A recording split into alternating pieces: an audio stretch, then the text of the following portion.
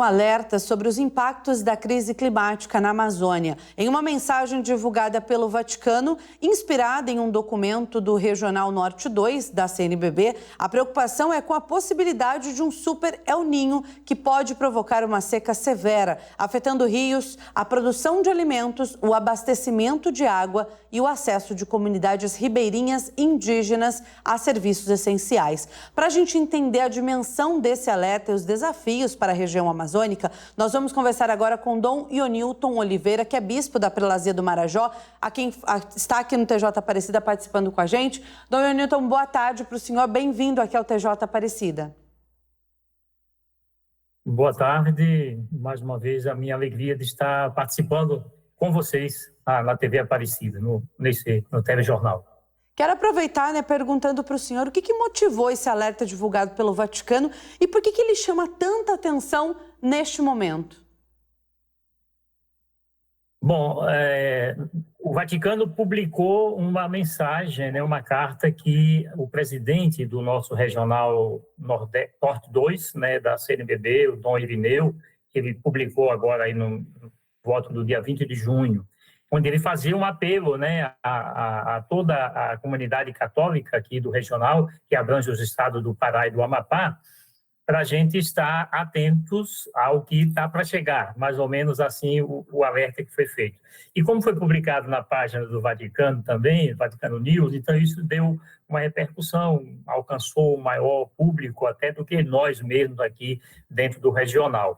O que levou Dom Irineu a fazer essa carta, chamando a nossa atenção para a gente já estar começando a cuidar dessa realidade, é o que você falou de estar previsto aí para esse segundo semestre de 2026 e alguns meses de 2027, o que se chama de El Niño, que é o aquecimento da água do oceano, que pode, com esse aquecimento, ocasionar duas realidades.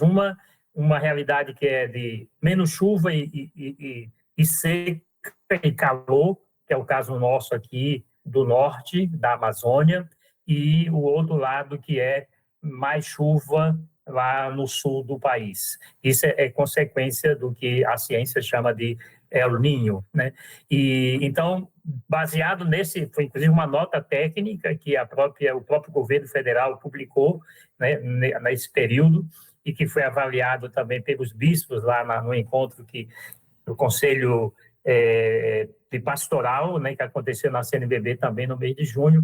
Foi dito, olha, é preciso que a gente esteja atento com isso, e nós, enquanto igreja, não podemos não alertar a comunidade, a população, as comunidades, que essa situação pode ocorrer em um grau que nós não sabemos ainda, não está nem a mesma. Os próprios dados técnicos ainda não trazem qual vai ser a intensidade disso, mas o que está se dizendo é que será realmente um El Niño especial, um super El Niño, ou seja, com uma força maior do que a última manifestação, que foi em 2024. Dom Ionilton, quais são os primeiros impactos? O senhor falava dessa seca, principalmente aí para a região amazônica, e também a rotina das comunidades ribeirinhas e indígenas. Qual deve ser o primeiro impacto assim, para eles, se isso efetivamente acontecer? Bom, diminuindo as chuvas e tendo um calor mais intenso, que é próprio desse tempo chamado da chegada do El Niño, o que é que acontece? Com menos chuva, haverá menos água nos rios, lagos e igarapés que estão aqui em toda a nossa região amazônica e aqui também no nosso regional, no Pará e no Amapá. Diminuindo as águas dos rios, a gente tem uma outra dificuldade que vai ser o de locomoção, das pessoas transitarem, porque aqui na região norte, na Amazônia e aqui também no Pará, no Marajó, o meio de transporte bastante usado é realmente o transporte por água.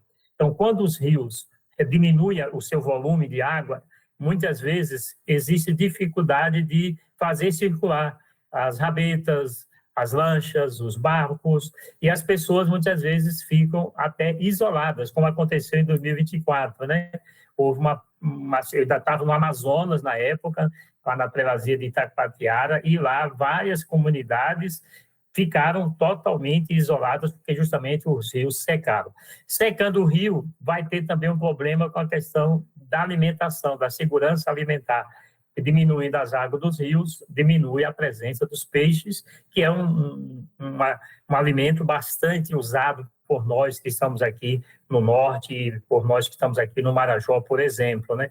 Diminuindo a questão das águas, nós vamos ter também um outro problema ligado à questão de acessibilidade, né, de quem precisa, que está no interior, numa comunidade ribeirinha, chegar na sede do município para resolver questões básicas, como comprar alimentos, remédios, ser atendido, né, por um posto de saúde, por exemplo, e isso vai ter sempre uma consequência nesse campo também.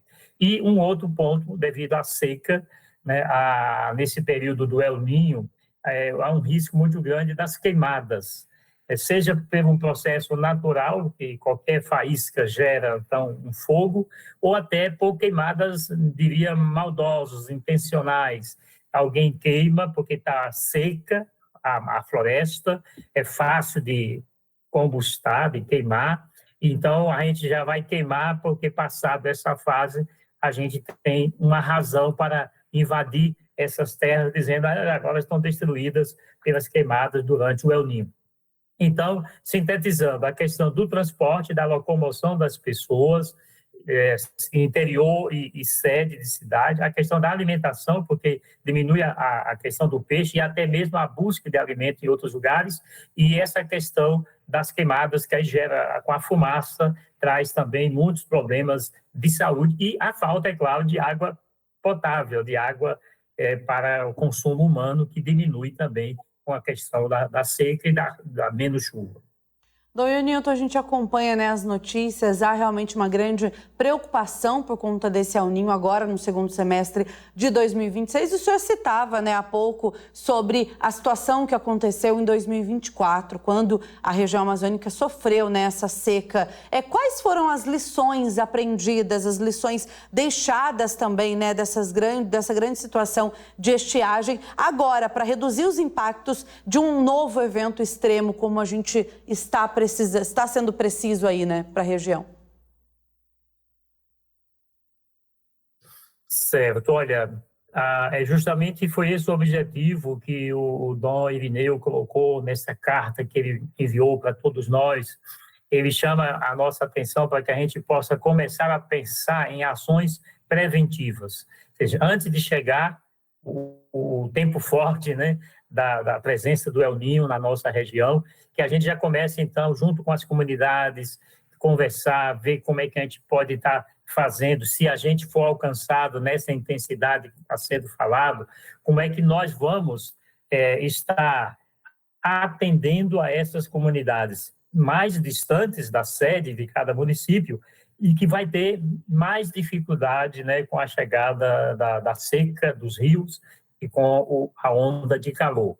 Então, o primeiro ponto é da gente já começar a conversar, não deixar que a gente comece a conversar depois que a situação já está instalada, vamos dizer assim. Então, esse foi a primeira indicativa do Dom Irineu. A segunda é essa questão de envolver os organismos públicos, porque aí também a responsabilidade, diria até que, em primeiro lugar, são dos poderes públicos de cada município, né, para poder, e do Estado, né, e até mesmo do governo federal, para estar somando forças, juntando as três áreas de atuação do governo, do Poder Executivo, e aí, claro, com a sociedade civil em geral, com associações, com sindicatos, né, e também com as igrejas cristãs, de um modo geral, e também, claro, com a nossa Igreja Católica, para a gente dizer o que é que nós vamos fazer quando o El Niño estiver aqui já atuando. Então, há uma busca, eu já participei em Breves, que é um dos municípios aqui do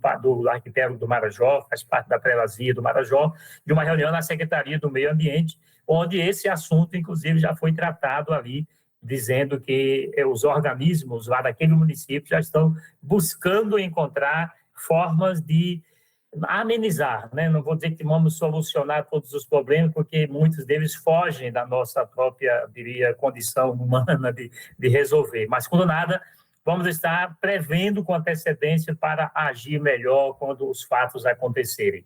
E o terceiro ponto é essa questão das queimadas. Então, tem toda uma divulgação assim, aqui na região, inclusive o próprio governo federal tem feito uma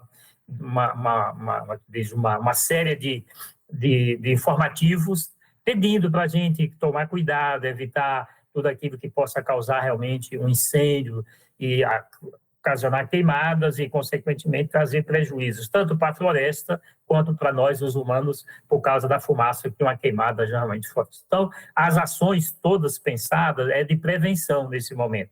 A gente tentar prevenir o mais que a gente pode para diminuir os efeitos do El Niño quando ele chegar de maneira mais forte. Dom Newton, quero agradecer muito, viu, a participação do senhor aqui no TJ Aparecida, falando, né, dessa mensagem da Regional Norte 2 e também do Vaticano, dessa preocupação com a região amazônica nesse super El Niño. Obrigado, viu, Dom Newton, pela participação. Uma boa tarde. Olha, boa tarde. Eu queria dizer que essa preocupação já vem de longo tempo. O Papa Francisco, na Laudato Si, já nos chamava a atenção para a crise climática, e na Laudate Deum ele diz justamente que se a gente não diminuir essa devastação da natureza, nós vamos sofrer consequências cada vez piores, e entre elas o aquecimento do oceano, e o El Niño é fruto disso. Então, cuidemos da natureza para ajudar a diminuir os efeitos dessas manifestações da própria natureza. E obrigado pelo espaço. Uma boa tarde para vocês. Uma boa tarde. Tchau, tchau.